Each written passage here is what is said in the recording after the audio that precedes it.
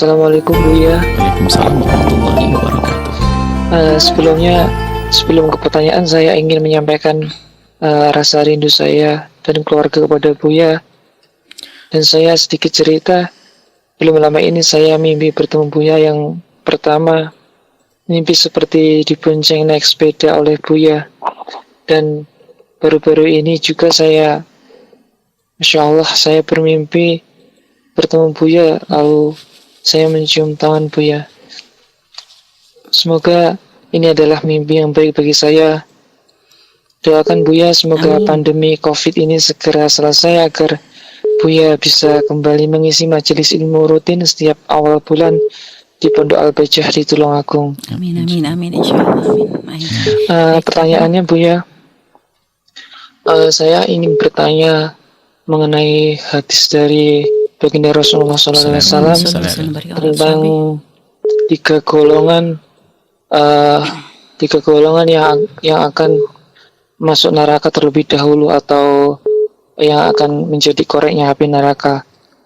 Di antara golongan itu salah satunya adalah golongan orang solih yang rajin mengerjakan amal soleh, baik puasa, baik sholat, baik zakat dan sebagainya. Namun semua itu diniatkan hanya untuk mengejar dunia. Misalnya ada orang yang gemar menunaikan ibadah sholat tahajud, namun itu semata-mata ditunaikan demi kelancaran karirnya atau hanya urusan duniawi saja, yang mana ketika nanti di akhirat itu semua tidak ada nilainya di hadapan Allah Subhanahu wa taala. Pertanyaannya Buya, bagaimana cara kita menjaga hati kita agar segala aktivitas yang kita kerjakan, baik itu aktivitas ibadah kita maupun amal soleh yang lainnya, bisa benar-benar kita niatkan murni hanya untuk mencari ridha dari Allah Subhanahu wa taala, bukan semata-mata untuk mengejar dunia atau semata-mata untuk mencari pujian dari manusia. Syukron Buya atas jawabannya. Assalamualaikum warahmatullahi wabarakatuh. Waalaikumsalam warahmatullahi wabarakatuh. Baik, Buya, langsung dijawab ya. Baik, insyaallah. Pertama adalah semoga Allah mencintai Anda seperti Anda merindukan kami karena husnul hudon Anda, insyaallah. Yang pertama. Yang kedua, insyaallah nanti kalau kami Tulungagung saya bonceng beneran naik sepeda, tidak dalam mimpi, insyaallah. Kemudian yang ketiga, insyaallah karena Anda mimpi mencium tangan saya, insyaallah nanti kalau ketemu di Tulungagung saya boleh pinjam tangannya, saya cium juga boleh nanti. Baik, insyaallah gantian, insyaallah. Baik, kemudian masalah itu dalam riwayat itu yang jelas dalam riwayat dari baginda Nabi adalah al-qurra, orang alim. Kemudian mujahid, orang jihad di jalan Allah. Yang itu adalah orang berinfak, berderma.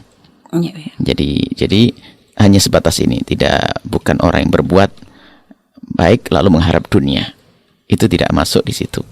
Nah, jadi ini adalah orang yang berbuat baik tapi bukan karena Allah. Qurra, ditanya waktu itu, untuk apa kau baca Quran? Aku baca Quran karenamu ya Allah. Kadzibta, kau dusta. Kau baca Al-Quran, kau memahami Al-Quran, melama ilmu agama, hanya ingin disanjung-sanjung orang. Maka sana minta pahala dari orang yang menyanjungmu. Kemudian orang berjihad di jalan Allah, ditanya oleh Allah, untuk apa kau berjihad? Untukmu ya Allah. Kadzibta, kau dusta. Kau berjuang hanya ingin dianggap sebagai seorang pahlawan. Benderamu terangkat di Indonesia Raya misalnya, atau di mana itu pengen disebut-sebut saja. Ya, maka kemudian yang ketiga adalah orang berderma.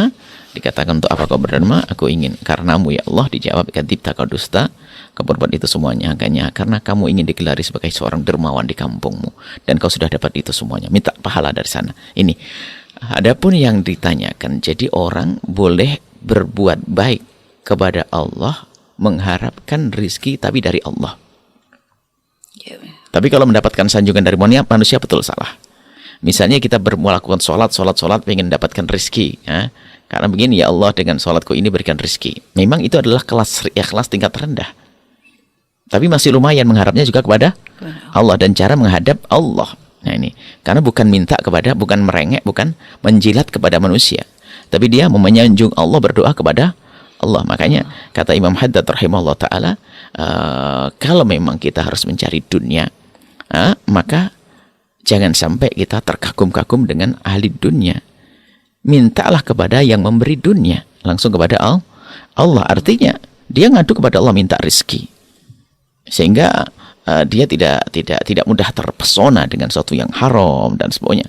Jadi kepada Allah. Jadi diperkenankan. Tapi itu tingkat kelas rendah. Tapi tingkat ikhlas kelas rendah. Ikhlas kan ada tingkatan. Tingkat yang tinggi seperti yang Anda sampaikan. Berbuat baik hanya karena Allah, nggak terlintas surga sekalipun. Yang penting aku berbuat baik karena Allah. Dan itu adalah nggak bisa dibuat-buat. Memang sudah orang begitu. Kalau kita berbuat pura-pura bisa, alhamdulillah saya sudah berbuat baik hanya karena Allah. Saya tidak mengharap surga. Bisa saja dia bohong. Ini bukan urusan lisan berucap, akan tapi rasa di hati.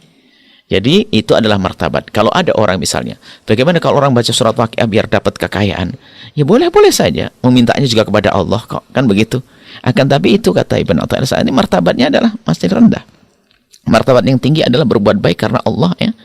Dan memang hanya karena Allah, tidak terlintas selain itu. Bukan surga, bukan bahkan balasan dari Allah pun tidak. Sementara mengharap balasan dari Allah kan boleh. Cuma ini martabat tinggi. Sebab kalau mengharap balasan Allah itu seolah mengatakan begini, ya Allah ini sudah aku bayar, mana pahalanya? Ini aku bayar. Seolah kita kerja dengan Allah. Nah, ini seul adab kalau pemahamannya sampai di situ. Akan tetapi jika orang berbuat baik lalu masih berharap kepada Allah tentang dunia adalah hal yang sah. Gitu, ya. Cuman yaitu martabat ikhlas yang rendah. Masa urusan yang seharusnya kita dapatkan di akhirat hanya ditukar dengan dunia. Tapi tidak salah dibanding orang yang menjual agama untuk dunia, merubah fatwa dan sebagainya. Tapi dia masih mengharap kepada Allah. Dan dia mungkin bisnis tidak bohong. Dia pengen kaya, berdoa, kaya, duhaan, pengen kaya, terus baca zikir-zikir, pengen kaya. Sah, dia bisnisnya benar, dia menghadap Allah. Bahkan mungkin di balik itu semua ada niat. Kenapa kamu pengen sekali kaya?